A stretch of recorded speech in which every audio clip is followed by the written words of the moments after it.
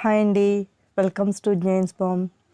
ఈరోజు మరో instant snack రెసిపీని మీ ముందుకు తీసుకొచ్చాను.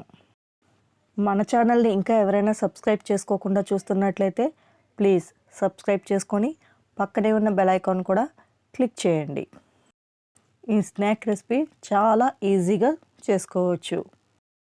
అప్పటికప్పుడు చేసుకునే స్నాక్ రెసిపీ ఇది.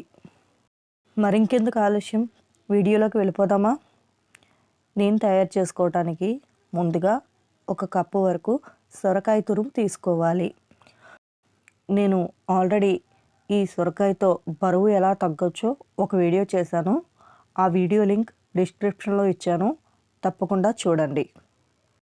బరువు తగ్గాలి అనుకునే వారికి సొరకాయతో చేసుకునేటటువంటి మరొక మంచి రెసిపీని నెక్స్ట్ వీడియోలో చూపించబోతున్నాను. ఇప్పుడైతే 1 కప్పు వరకు ఉల్లిపాయ ముక్కలను కూడా తీసుకోవాలి.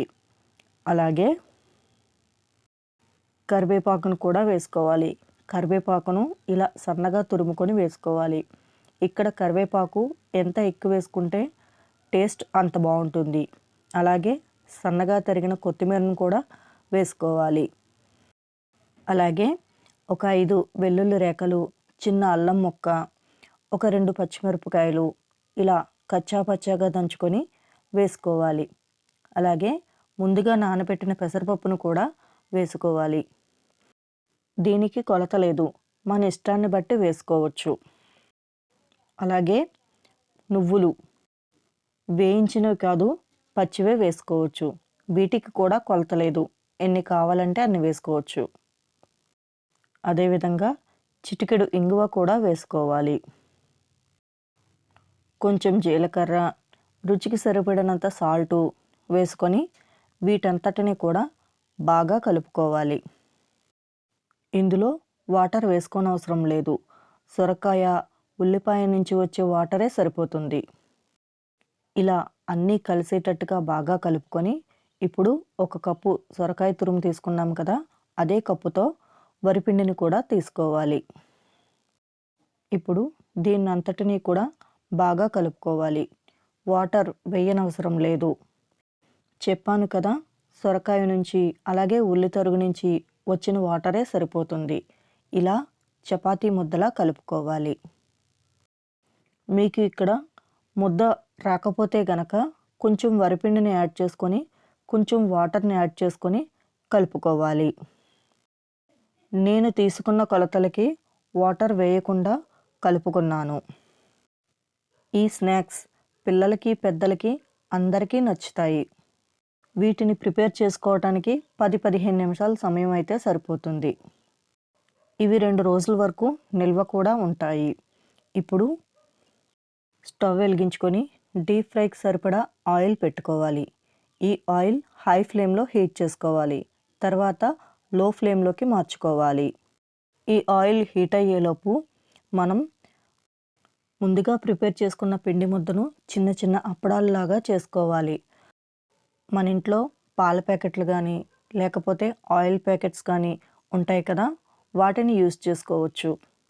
చేతికి కొంచెం ఆయిల్ రాసుకొని ఇలా ఆయిల్ ప్యాకెట్పై చిన్న చిన్న అప్పడాలలాగా చేసుకోవాలి. ఇక్కడ నూనె బాగా కాగింది. మనం చేసుకున్న అప్పడాలను ఇలా కాగిన నూనెలో వేసుకోవాలి. ముందు ఒకటి వేసుకోవాలి. అది కాస్త ఫ్రై అయ్యి పైకి వస్తుండగా అప్పుడు రెండవది వేసుకోవాలి. అలా అయితేనే ఒకదానికి ఒకటి అతుక్కుపోవు. ఇలా 2 వైపులా కలర్ చేంజ్ అయ్యే వరకు ఫ్రై చేసుకోవాలి. ఇక్కడ నేను బాగా పెద్దవి చేసేసాను. రెండవసారి వేసినప్పుడు చిన్నవి చేస్తాను, ఎందుకంటే మూకిడి చిన్నగా ఉన్నది. ఇవి ఫ్రై అయిపోయినవి. వీటిని ఒక పక్కకు తీసి పెట్టుకోవాలి. బాగా కరకరలాడుతూ తినాలి అనుకునేవారు బాగా డీప్ ఫ్రై చేసుకోండి. లేదు కొంచెం మెత్తగా తినాలనుకునేవారు కొంచెం వేపు తగ్గించుకోవాలి. ఇదిగో చూడండి, ఇక్కడ చిన్న చిన్నవి చేశాను. అది కొంచెం పైకి వచ్చాక అప్పుడు రెండవది వేసుకోవాలి. ఇలా ఒక్కొక్కటిగా వేసుకోవాలి. లేదు అంటే ఒకదానికొకటి అతుక్కుపోతాయి. వీటన్నింటిని రెండు వైపులా కలర్ వచ్చే వరకు ఫ్రై చేసుకుంటే సరిపోతుంది. మరీ డీప్ ఫ్రై చేయనవసరం లేదు. డీప్ ఫ్రై చేస్తే గట్టిగా అయిపోతాయి. ఇలా కొంచెం కలర్ వచ్చినప్పుడు తీసేసుకుంటే తినడానికి బాగుంటాయి. నేను చెప్పిన కొలతలతో ఒకసారి మీరు కూడా ట్రై చేయండి. మీకు ఎలా వచ్చిందో, వీటి రుచి మీకు ఎలా అనిపించిందో తప్పకుండా నాకు కామెంట్ బాక్స్లో తెలియచేయండి. ఈ రెసిపీ మీకు నచ్చిందా? ట్రై చేస్తారా? ఈ రెసిపీ చేసుకోవడం పెద్ద కష్టమేం కాదు కదా. ఇందులో వాడినవన్నీ కూడా సాధారణంగా మన ఇంట్లో ఉండేవే. మరింకెందుకు ఆలస్యం, మీరు ట్రై చేయండి. ఈ వీడియో మీకు నచ్చిందా?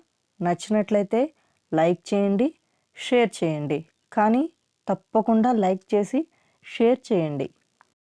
మరొక మంచి స్నాక్ రెసిపీ లేదు అంటే డైట్ మెనూ రెసిపీ మీ ముందుకి తీసుకొస్తాను.